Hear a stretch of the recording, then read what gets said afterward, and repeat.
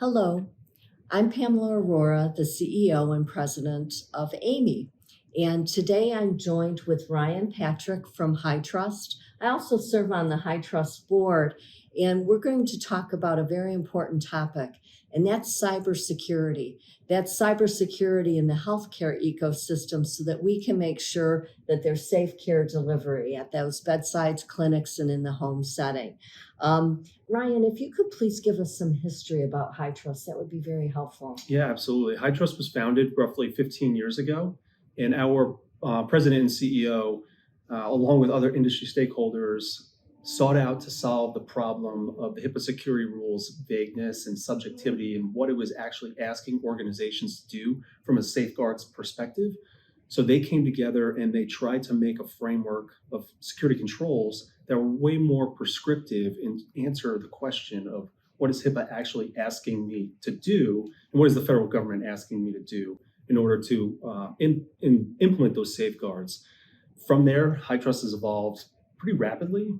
We are now not only healthcare focused, but somewhat industry agnostic. So our framework really applies to any industry, as well as we've mapped to over 40 what we call authoritative sources. So if you think about other regulations, legislation, frameworks, things of that nature, because HITRUST believes in reducing or eliminating the redundancy of providing trust between organizations. And that's really at the core of what we're trying to do, is provide that trust so that organizations can, work together, innovate, provide products and services securely so that, there's better care provided. And we've mapped to everything from NIST to ISO to PCI, GDPR, many others. So we're committed to, really solving this problem in healthcare and beyond when it comes to cybersecurity. In short, it really is kind of getting the redundancy out of the checks that you're doing to make sure you're doing the right things. So you audit it and you make sure it's in place, but you can report in all these various areas. It's efficient. It's very efficient. There is a lot of opportunity, and AAMI has been partnering with HITRUST to really work through some of the other opportunities when it comes to the medical devices. But you and I were talking about it, and there's this broad ecosystem. Do you want to say a few words about what it's going to take to really raise the bar in this area? Yeah, I think it really boils down to probably two words: standardization and collaboration. Mm-hmm. So right now, healthcare, had a rude awakening around 2015, where some of the largest breaches happened, and people finally were taking notice and saying, "Oh, we have to do something about this because it's not only impacting our bottom line due to fines and having to do all the reporting and work with the consumers, but it also started to impact their ability to provide quality patient care." Right? When ransomware first came out, literally health systems were turning patients away because they couldn't operate. That's horrifying. If you have a medical emergency and you go to the hospital and they are saying, "Oh, you need to go to this hospital 20 miles away," that's a big problem. So the industry has, to this point, started to focus in trying to solve this problem, but it's kind of happening in pieces and parts. And it's happening in very unique ways, whereas there's a need for standardization, so we're all speaking the same language when it comes to cybersecurity. So when I want to do business with organization X and also organization Y, instead of having to speak their individual language, if I can speak a common language across the board, again, provides better patient care, provides better trust between those providers, device manufacturers, really the entire ecosystem. But it also takes a level of collaboration, because we have to move away from security for the sake of security and more about understanding each other's pain when it comes to performing or implementing a quality security program. Understand that, those vendors or other stakeholders in the industry have other customers, and we need to collaborate with them to make their life not more difficult, but meet our needs, as well as provide a forum for them to do business kind of more broadly. Absolutely. And at AAMI, we actually work standards with those large corporations like the Philips, the GEs, the 3M that are actually creating med devices as well as sterilization solutions. And we also work those standards with them as a convener. And then from the standpoint of within the hospital walls, those pieces of equipment that are bolstered are with those great standards are in a better position to deliver the care. But the cyber piece is really key, and that the bar continues to need to be raised in that vein without a doubt. But one of the comments you had made when we were talking offline here was your philosophy on why cyber isn't always top of mind when it comes to healthcare delivery. And I thought it was an interesting point. Yeah, so again, getting philosophical, the very nature, at least in my opinion, the very nature of the folks that are attracted to working within healthcare are people who want to help other people. Right. So there's this sense of openness and giving and being helpful, whereas the very nature of security is to kind of clamp down on things and make I don't want to say the functionality less, but more secure, right? Reduce risk. And that presents somewhat of a conflict where you have people who just want to help regardless of what needs, the controls that may need to be in place to reduce risk and reduce potential incidents versus historical cybersecurity that is trying to kind of get their arms around, reducing that risk at all costs. So it's a very interesting dynamic. I think we're turning a corner to a certain extent. Okay, and how do you turn the corner? Because you're making a key point of why there's a rub on this, in some cases, lack of focus in that regard, because it's like, hey, we need these devices interconnected. We need the data to flow, better care delivery. As far as turning the corner, what do you think is making the difference there? I think we're finally seeing, and I'll call back on one of the two words I opened with was, I think we're seeing more collaboration, right? Mm-hmm. Historically, not to fault anybody, but historically we focused a lot on the destination when it comes to where security needs to be implemented, whether that be in health systems, hospitals, maybe payer organizations. We focus so much on that.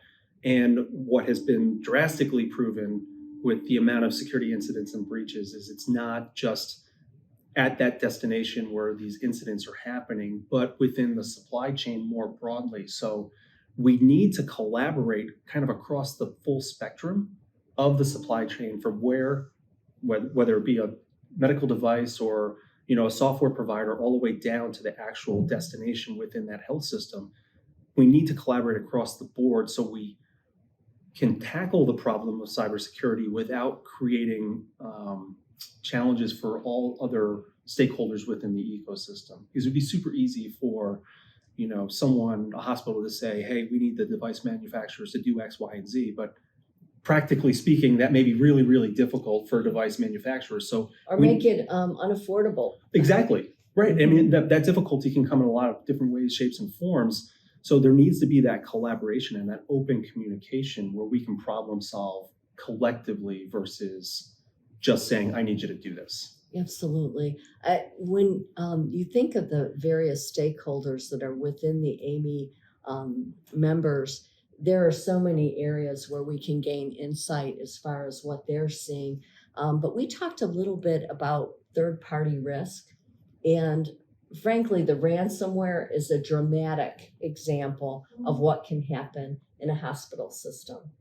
And you have some thoughts around where some of those originate from based on stats of what you're seeing. Talk to us a little bit about that, but then also I'd like us to talk about what our biomed professionals, our HTM professionals might need to be looking for relative to their environment, because it is a large ecosystem. From a third-party risk perspective, I mean, that is actually one third-party risk. If you think about what that actually means, are everybody's doing business with other entities within healthcare. And just the nature of those relationships presents its own risk because you're either sharing data, you're sharing access, whatever it may be. Give me an idea of just kind of when it comes to breaches, Do you have a sense of just the size of how many breaches are happening from these third parties when you're a health delivery organization? Yeah, so a statistic that I saw from last year is of all the breaches or the incidents that happened in healthcare, 55% of those were a result of a third party relationship. So you are statistically more likely than not to experience a breach from one of your business partners than you are from your own organic environment, which is really alarming. And it's a huge problem. And I feel like there's lots of momentum building. There's different initiatives, if you will. There's a new council called the Health Third Party Trust, which is made up of some of the largest providers and payers and business associates who've come together and agreed we need to tackle this problem.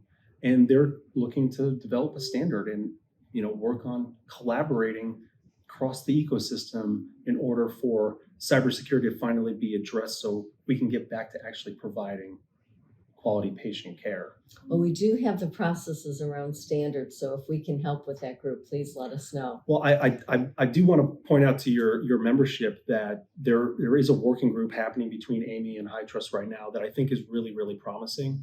I think there's lots of opportunity for us to collectively learn from each other and then bring that back to the broader audience and gain feedback so we can actually develop a solution that works really as much as possible for everybody. Absolutely. And I will say that the bad actors do share information quite well. We need to share all those best practices across the organizations that are really trying to deliver that care, whether they're the manufacturers of the devices or they're actually using those devices and those sterilization processes for the benefit of the patient families. Yeah, one thing that I saw recently is there's actually a movement by the federal government to start to, I want to say hold accountable, but bring the manufacturers into the equation when it comes to cybersecurity. So there's this movement, we talk about the full spectrum, kind of moving upstream to get the manufacturers on the same page with the actual implementers or owners or the folks inside the hospitals who are doing the preventative maintenance and keeping these devices up to date.